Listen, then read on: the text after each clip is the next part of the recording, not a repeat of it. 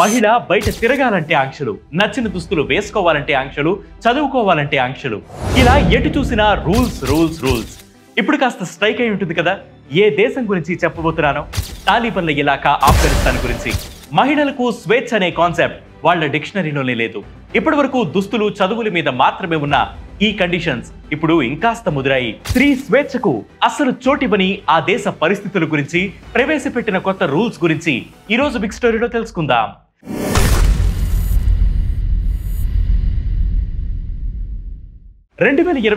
తాలిబాన్లు ఆఫ్ఘనిస్తాన్ను తమ అధీనంలోకి తీసుకువచ్చాక కఠిన నిబంధనలు అమల్లోకి తేవడం ప్రారంభించారు.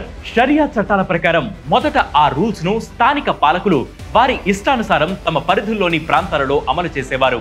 ఆ తర్వాత కొంతకాలానికి తాలిబాన్ల ప్రభుత్వం ఓవరాల్ గా ఆఫ్ఘనిస్తాన్ మొత్తానికి, ముఖ్యంగా మహిళలకు కఠిన చట్టాలను అమలు చేయడం మొదలుపెట్టింది. మహిళలకు ఉన్నత చదువులు, ఉద్యోగాలను నిషేధించిన తాలిబాన్ల సర్కార్ తాజాగా ఆగస్టు నెలాఖరులో ప్రవేశపెట్టిన కొత్త రూల్స్ చూసి ప్రపంచమంతా విస్తుపోతోంది.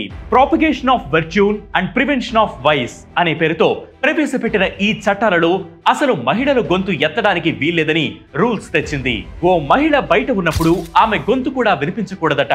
పాడటం, భీకరంగా మాట్లాడటం వంటివి చేయడం కూడా పరాయి మగవాళ్లను ఆకర్షించే అవకాశం ఉన్నందున వాటిని కూడా నిషేధించింది.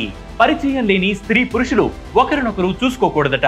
మహిళలు బయటికి వెళితే ముఖంతో సహా తమ శరీరాన్నంతటిని కప్పుకుని ఉంచాలని ఈ చట్టంలో తాలిబాన్ల సర్కార్ మరోసారి స్పష్టం చేసింది. పరాయి పురుషులు దృష్టిలో పడకుండా ఉండేందుకు ఈ రూల్స్ తీసుకొచ్చిందట. ఇక మహిళలు ఎక్కడికైనా ప్రయాణమైతే ఖచ్చితంగా ఓ మగాడి తోడు తీసుకువెళ్లాలట. లేకుంటే వాహనదారుడు వారిని ఎక్కించుకోరట. రూల్స్ బ్రేక్ చేస్తే అంతే సంగతులు. ఇక మగవాళ్లకు సైతం గడ్డం పెంచుకోవాలని, నెక్ టైస్ ధరించవద్దని, పాశ్చాత్య హెయిర్ కట్స్ చేయించుకోకూడదని రూల్స్ ఉన్నాయి. చిన్నపిల్లలు ఆడుకునే గోళీలాట నుంచి అన్ని రకాల స్పోర్ట్స్ అండ్ ఎంటర్టైన్మెంట్ ను తాలిబాన్ల సర్కార్ నిషేధించింది.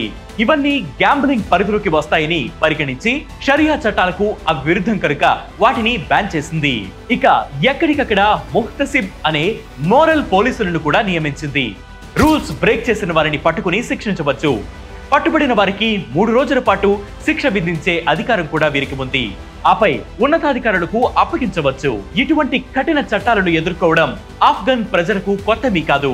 అమెరికాలో 1920లో మహిళలకు ఓటు హక్కు వస్తే ఆఫ్ఘనిస్తాన్ లోని మహిళలకు ఆ హక్కు ఓ ఏడాది ముందే, అంటే 1919లోనే వచ్చింది.